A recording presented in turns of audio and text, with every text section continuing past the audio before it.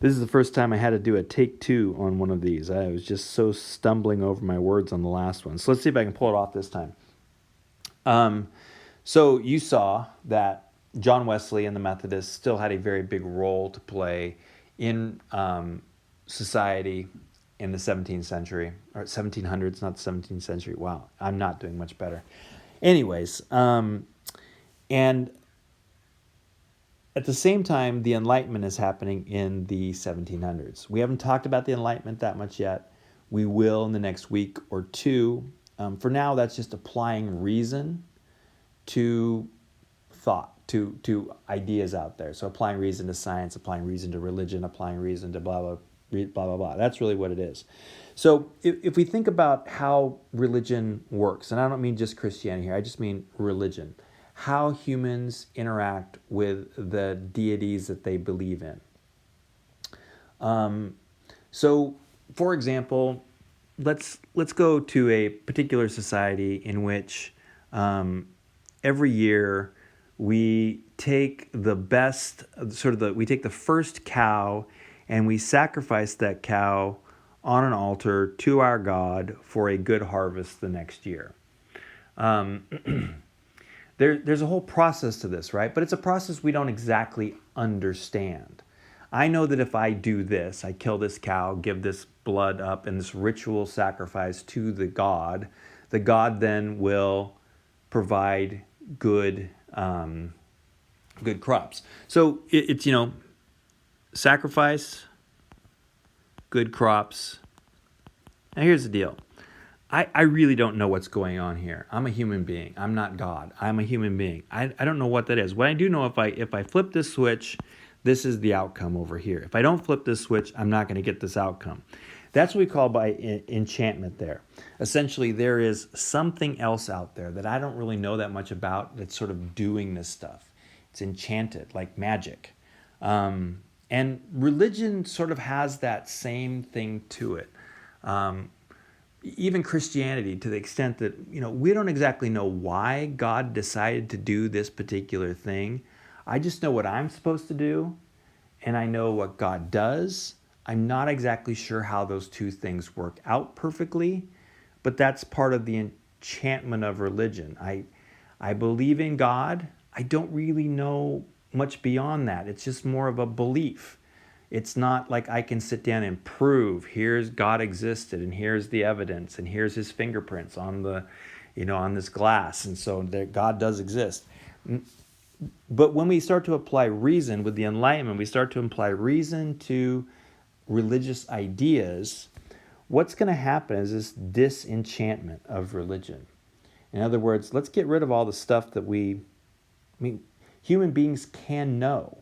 So if you just sit back and say, I don't really know why, but there it is, well, then that's not what the Enlightenment is saying anymore. So we have to figure out The Enlightenment is going to try to figure out how to do that without enchantment, by disenchanting religion. I think I said that right. So religion is also at the same time that Wesley's doing this stuff, and the Methodists are doing this stuff, and I should say again that most people are still very religious, still very Christian. There are a few deists, there are a few even atheists, but not many. They just happen to be the ones who are doing a lot of the writing. They tend to be the more educated, literate of society, which is why it seems overwhelmingly like that's what's going on. But really, if you ask the average peasant, the average person in the street, the average, mom, dad, whatever, they're thinking in terms of straight up religion. Not necessarily Methodism, but just God.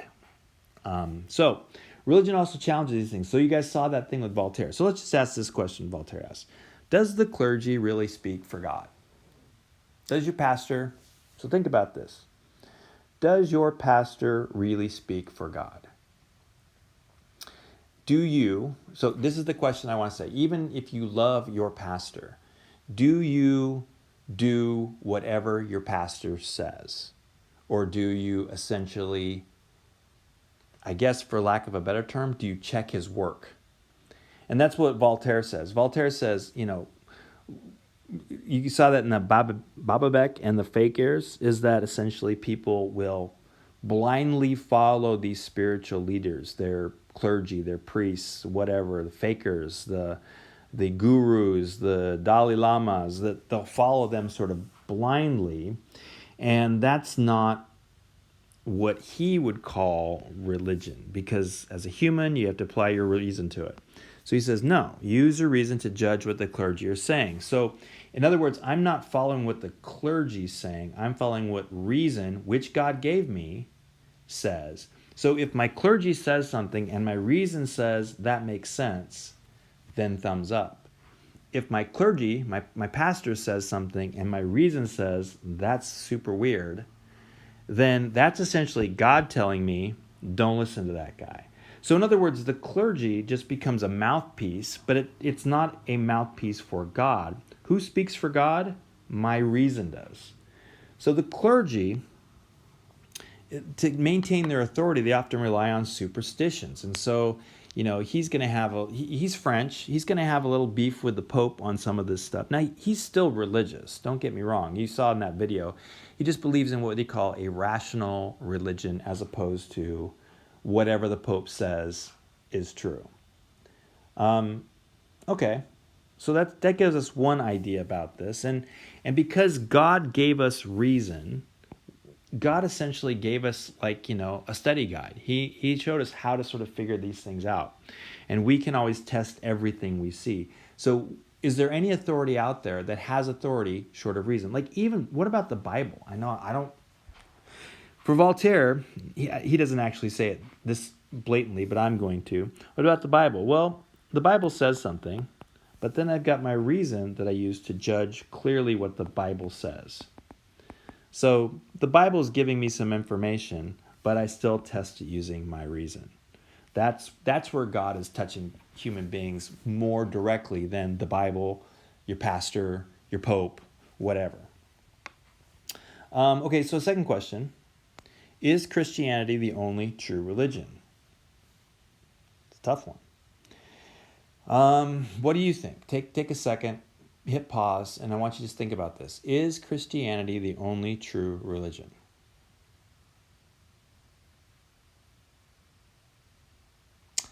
So let's talk about what Voltaire says. Voltaire says, maybe. It could be. Maybe. The problem is it's really hard to be sure. This is that skepticism we've talked about with Montaigne along the way. Where it's essentially, is it the only true religion? Maybe. I really don't know, one way or the other. But here's the thing. If I say yes, I'm essentially condemning most of the people of the world to hell. Ugh, that's messy. Is that how God works? Well, that's how Calvin thinks that God works, but that doesn't feel very good for Voltaire. Other world religions, in fact, if you do a study of other world religions, Voltaire says, you're going to find a lot of things in common. For example, they all basically have a rule against murder. They all, if you read the right parts of them, they all say something about love. They all say something about prayer, dedication, stuff like that. So rather than saying Christianity is the only true religion, or Islam is the only true religion, or Hinduism is the only true religion, what Voltaire does is Voltaire says, I'm going to use my reason on all those religions, find out what they have in common. What has humanity said over time? This is the thing. And reason will reveal the things that all religions share. And that is the thing that matters. Those are the things that matter. That's going to be a rational religion. And the rest of this stuff, go ahead and do it if you want to do it, but don't get all wound up in it. Just let it go. This is the stuff. So he's going to mention things like love is going to be a key thing of all religions. And so that's a thing that that's what rational religion's all about. You can understand why two things are going to happen. Number one, this is going to grow very slowly. This idea is going to grow very slowly over the next 100 years to really the 20th century. But it's not very motivating, right? It's hard to really say, okay, this really feels like good religion here. And yet there's something in us that kind of does this as well, is that we do sort of look around and we do sort of say, where we test what we think is true about Christianity by thinking about what we think is true in terms of reason. There's very, very rarely will we say, my reason says this, but I think the religion says this over here, so I'm going to do the religion thing and not the reason thing. So we may do this in different ways, but we do tend to do this today. It's part of this disenchantment. I want to know reasons as to why. If God says to go, murder Isaac, to sacrifice Isaac on the altar, I want to know why before I do it. That's not Abraham. Abraham just does it. I want to know why I have to sacrifice Isaac. And if I can't come up with a good reason, I might say no. That's clearly not what God's saying to me. And so there you go.